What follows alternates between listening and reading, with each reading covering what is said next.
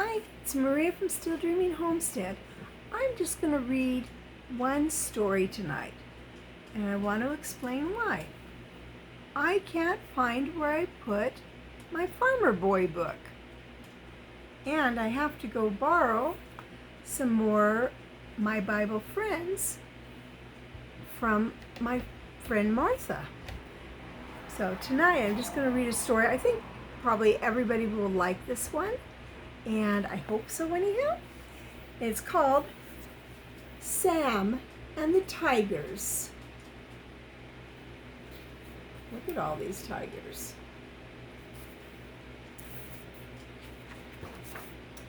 Sam and the Tigers.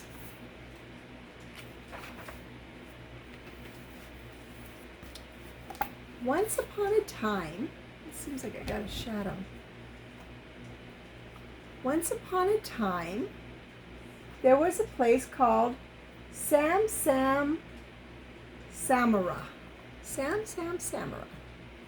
where the animals of the people lived and worked together like they didn't know they weren't supposed to. There was a little boy in Samara named Sam. Sam's mama was also named Sam. So was Sam's daddy. In fact, all the people in Samara were named Sam.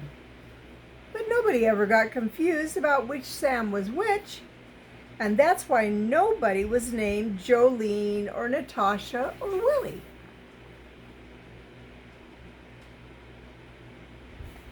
They were all named Sam.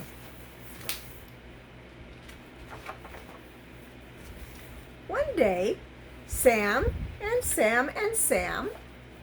went to the marketplace to get some new clothes for school. The first place they went was Mr. Elephant's elegant haliaments. Mr. Elephant liked words as big as him that nobody could say. Sam's mother picked out a nice brown jacket and a white shirt. That will look very handsome on you. Sam shook his head. That ain't me, he declared. Don't you be talking back to your mama like that, Sam said. I'm a big boy now. I want to pick my own clothes. Sam looked at Sam. Sam shrugged. Sam shrugged back. Sam nodded. Sam nodded back. Sam and Sam looked at Sam and nodded together, and Sam grinned.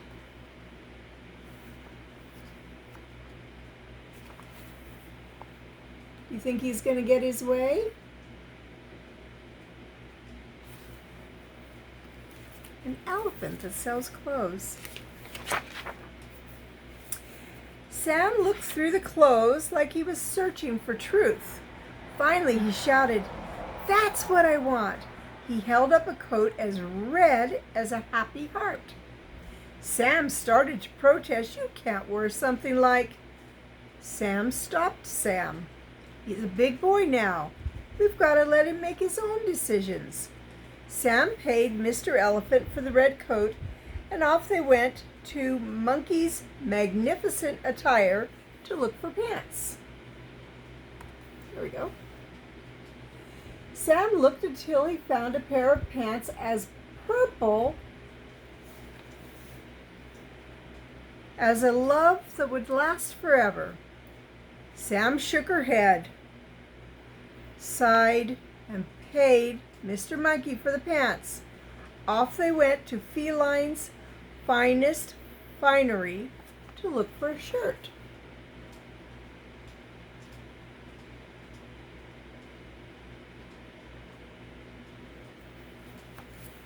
My, Sam likes bright colors. Sam picked one as yellow as tomorrow. "Yes," he shouted. Sam shuddered, paid Miss Cat for the yellow shirt, and off they went to Mr. Giraffe's genuine super footwear emporium. See the yellow shirt?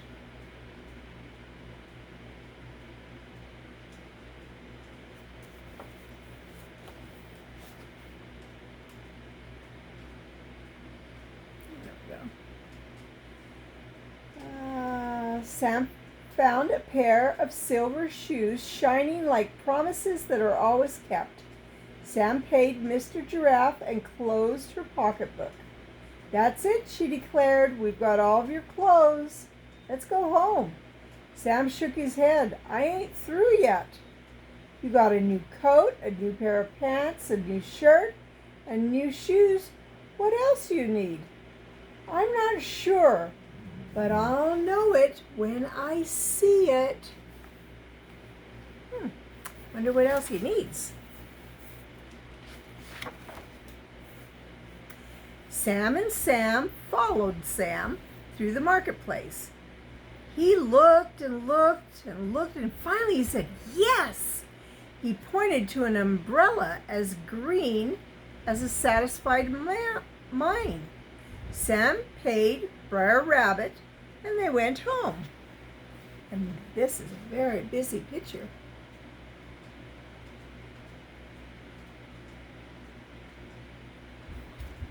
I'll make sure that I'm showing you paying off the rabbit.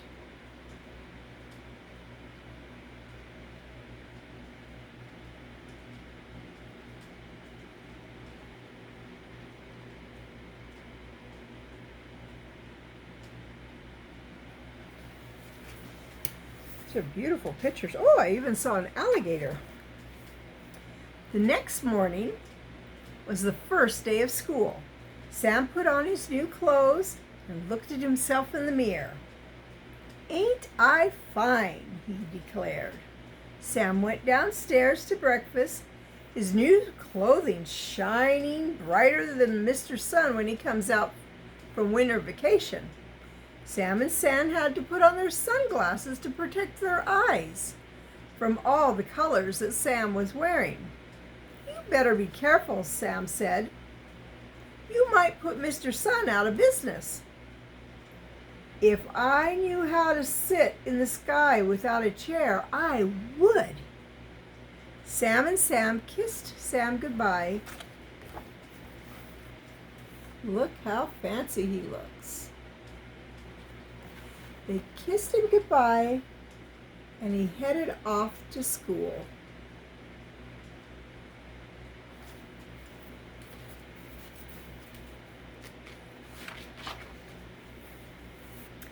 Sam had not gone very far before he saw a tiger coming toward him. The tiger stopped and looked at Sam. Sam stopped and he looked at the tiger.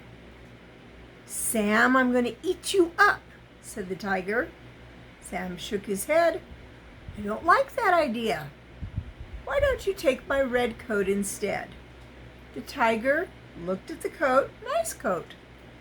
It's a deal." Sam took off his coat and gave it to the tiger. The tiger put it on. "Ain't I fine?" said the tiger. "Yes, you are," agreed Sam. The tiger went on his way, and Sam went on his way.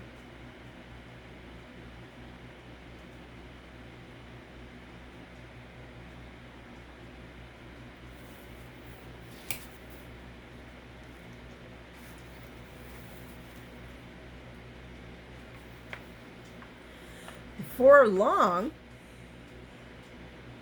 here came another tiger.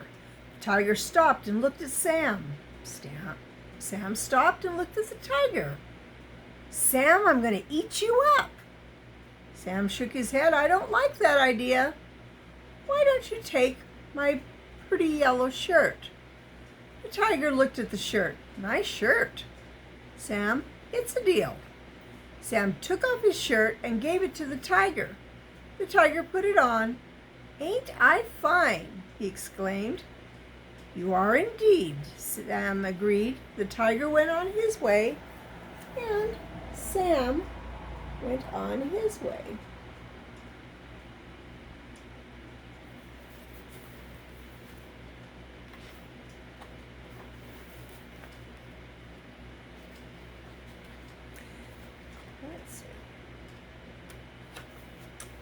Sam had an idea of what kind of day it was going to be. When he saw the next tiger coming, he took off his shoes. Here you go, Sam said, holding out his shoes. Good deal for you, bad deal for me. I've got 4 feet. You've only got 2 shoes. Feet? Sam exclaimed. These are ear shoes. The tiger put 'em on. Ain't I fine? He declared. You are indeed, Sam agreed. The tiger went on his way. Sam didn't see any point of moving, and sure enough, in just a little while, there came another tiger. Here, Sam said, offering the tiger his green umbrella. Tigers don't need umbrellas, he declared. I'm going to eat you, Sam. If you do, it'll send your cholesterol way up, Sam began. Don't you understand? You could be the first tiger smart enough to carry an umbrella.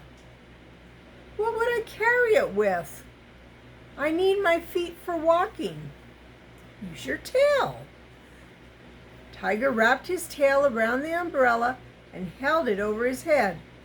Ain't I fine? He exclaimed. Indeed you are, agreed Sam. And the tiger went on his way.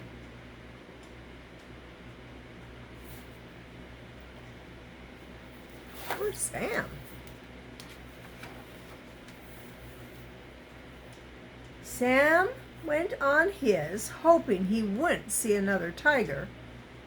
All he had left was his purple pants. Before his hope had time to take a good look around. See them looking around. Guess what? There came another tiger. You know the routine, said the tiger. Sam nodded and took off his pants. Take 'em. The tiger put 'em on. Ain't I fine? He declared. I could care less, Sam pouted. Look at me. Sam stood there in his underwear. Bad day, Sam, Tiger said, and went on his way. Poor Sam. Sam started to cry. He cried and he cried and he cried. Sam might still be crying if he hadn't heard a loud and very scary noise. Grrr. What was that? Grrr. It's the tigers. They don't like my clothes. They've come back to eat me. Sam hid behind a big tree and peeped out. In a clearing, he saw the tigers strutting around in a circle. I'm the finest, growled the tiger with the red coat. No way, insect breath. I'm the finest, said the tiger in the yellow shirt. Declared the tiger with the silver shoes on his ears. I'm finer than you two losers. No way, proclaimed the tiger carrying the green umbrella with his tail. I'm the finest. You make me laugh, snorted the tiger, wearing the purple pants. I am the finest tiger that ever was or ever will be. I'll show you this little picture. Can you see some of the animals that are, they hear what's going on.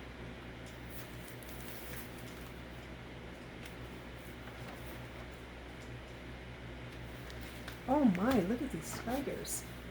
There's the one with the red coat, the yellow shirt, purple pants, holding the green umbrella. There they are, all are.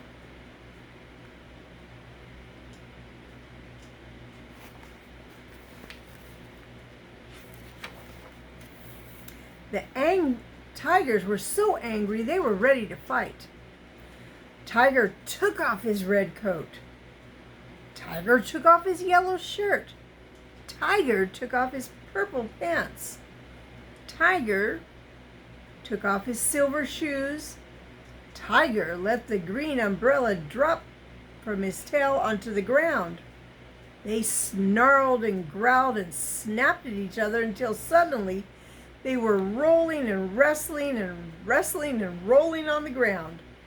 They wrestled and rolled and snarled and snapped right up to the tree where Sam was hiding. Oh dear.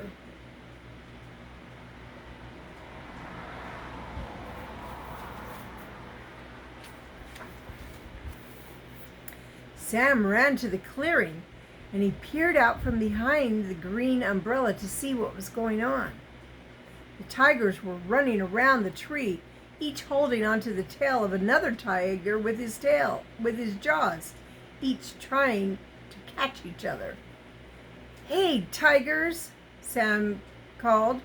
"Don't you want your clothes anymore?" Grrr.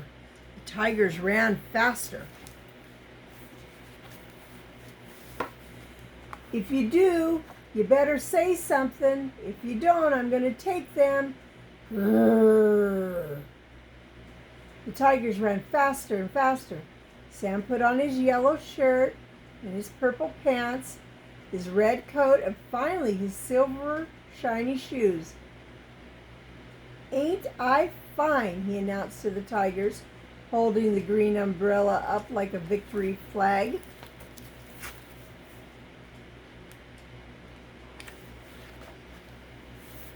The tigers saw Sam wearing the clothes, and that made them very, very angry.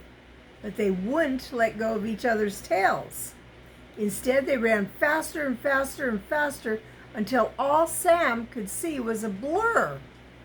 Faster and faster and faster the tigers ran until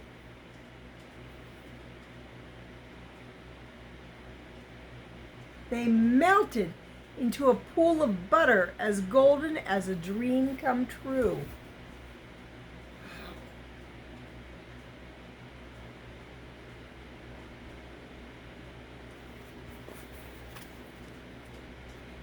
They were going fast. Sam hurried to school, and everybody agreed he was wearing more colors than Mr. Sun had when he went to bed.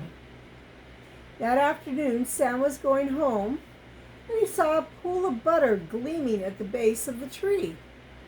You see that pool of butter? He ran home, got a jug, and filled it up with butter. He gave it to his mother. "Can we have pancakes for supper?" he asked her. She made the batter and started frying it in the butter. The pancakes were striped orange and black, just like Tiger's. "We're going to have more pancakes than we can eat," Sam said. "Why don't you go and see if the neighbors want to join us for supper?"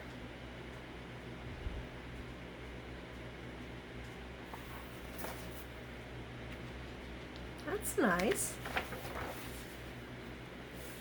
A few minutes later, Sam and Sam came back with Miss Cat, Mr. Elephant, Briar Rabbit, Mrs. Monkey, Mr. Giraffe, Briar Fox, and Briar Wolf.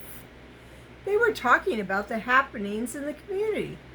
Seems like 5 tigers had disappeared that morning, and nobody could find them. Sam smiled, but he didn't say a word. Everyone sat down to eat, exclaiming that those were the best pancakes ever made on this side of the earth. Sam ate 27. And Sam ate 55, but Sam ate 169. Wearing all those colors can sure make a guy hungry. Here they all were together at the table.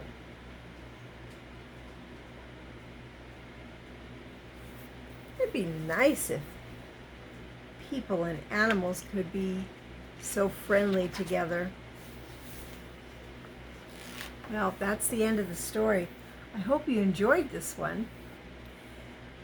So, it's Maria from Still Dreaming Homestead. I want to pray blessings on you and yours, in your house, out of your house, in the day and the night.